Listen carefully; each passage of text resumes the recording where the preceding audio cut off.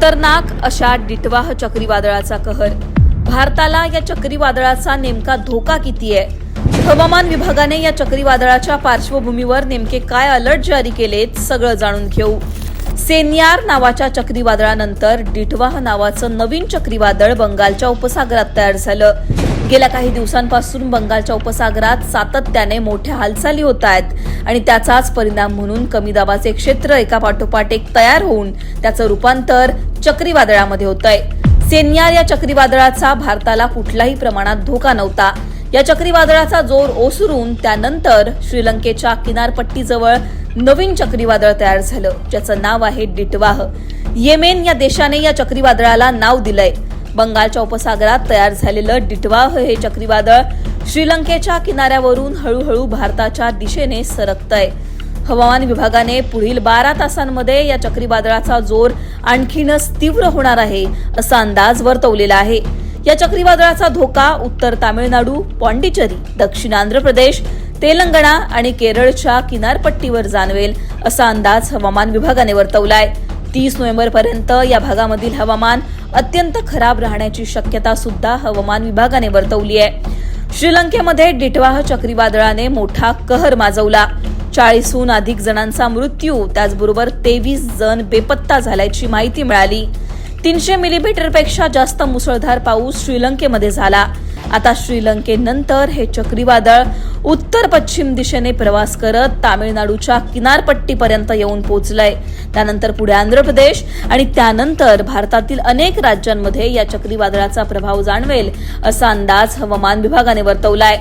IMDने जारी केलेल्या सॅटेलाइट इमेजनुसार या चक्रीवादळाची आताची सिच्युएशन नेमकी काय आहे हे जर पाहिलं तर हे चक्रीवादळ सध्या तामिळनाडूच्या किनारपट्टीजवळ पाहायला मिळतंय. पुढे या चक्रीवादळाचा परिणाम वरच्या बाजूने म्हणजेच उत्तर पश्चिम दिशेने हळूहळू भारतातील अनेक राज्यांमध्ये जाणवेल असा अंदाज हवामान विभागाने वर्तवलाय. बंगालच्या उपसागरात दक्षिणेच्या बाजूला म्हणजेच दक्षिण भारतामध्ये मोठ्या प्रमाणामध्ये हालचाली होत आहेत. चक्राकार वारे या भागांमध्ये मोठ्या प्रमाणामध्ये जाणवत आहेत. त्याचाच परिणाम म्हणून भारतामध्ये अनेक राज्यांमध्ये अलर्ट देण्यात आलेत.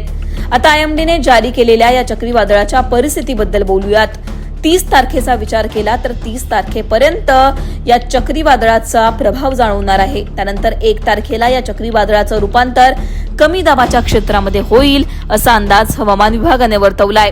1 तारखेमध्ये या चक्रीवादळाचा जोर ओसरेल आणि त्यानंतर या चक्रीवादळाची तीव्रता कमी होईल असा अंदाज हवामान विभागाने वर्तवलाय.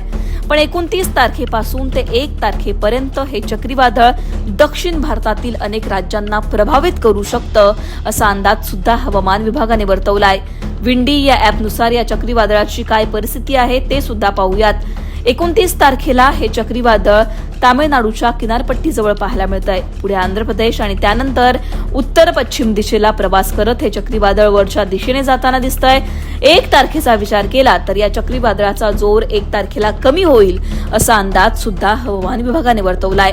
आता हवामान विभागाने या चक्रीवादळाच्या पार्श्वभूमीवर नेमके कुठे कुठे अलर्ट जारी केलेत ते सुद्धा पाहूयात. 1 तारखेचा विचार केला तर तामिळनाडूला रेड अलर्ट देण्यात आलाय. त्याचबरोबर केरळ आणि कर्नाटकला येलो अलर्ट देण्यात आलाय. आंध्र प्रदेशला हवामान विभागाने रेड अलर्ट दिलाय.